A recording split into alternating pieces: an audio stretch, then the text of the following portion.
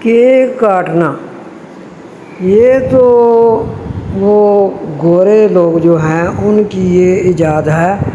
ہماری تو یہ ہے کہ نبی صلی اللہ علیہ وسلم نے فرمایا جب بچہ پیدا ہوتا ہے 7 دن میں اس کا ختنہ کیا جائے اور اس کی بال بدائی جائے، اور اگر بچی ہے تو 1 دمبا ذبح کیا جائے، اگر بچہ ہے تو 2 دمبے ذبح کیے جائیں۔ ہم جو گوروں کی رسمیں ہیں، جو کہ امریکہ کی رسمیں ہیں، جو کہ عیسائیوں یہودیوں کی رسمیں ہیں، ان کو فالو کرتے ہیں۔ ہم اپنی سنتوں کو فالو کیوں نہ کریں؟ ہم اپنے نبی صلی اللہ علیہ وسلم کی سنت پہ خود بھی عمل کریں اور لوگوں کو بھی دعوت دیں، جبکہ ہم ہی ان کے پیچھے لگ گئے ہیں۔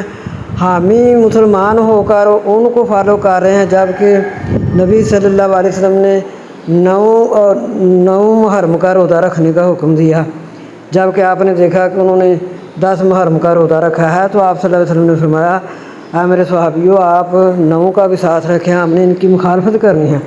آپ نے تو فرمایا ہے یہود و نصارہ کے کاموں میں مخالفت کرو، تو ان کے کاموں کو ہم فالو کر رہے ہیں بڑی خوشی سے۔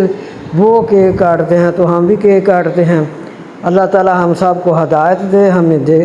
ہمیں دیکھنا چاہیے کہ ہم کن لوگوں کو فالو کر رہے ہیں۔ ہمیں تو اپنے سنت نبی صلی اللہ علیہ وسلم کو فالو کرنا چاہیے اور اس کو کروانا بھی چاہیے، لیکن بہت افسوس کی بات ہے کہ ہمیں اپنے دین کی سمجھ نہیں آ رہی۔ دین کو سمجھنا چاہیے کہ ہمیں دین کیا سکھا رہا ہے۔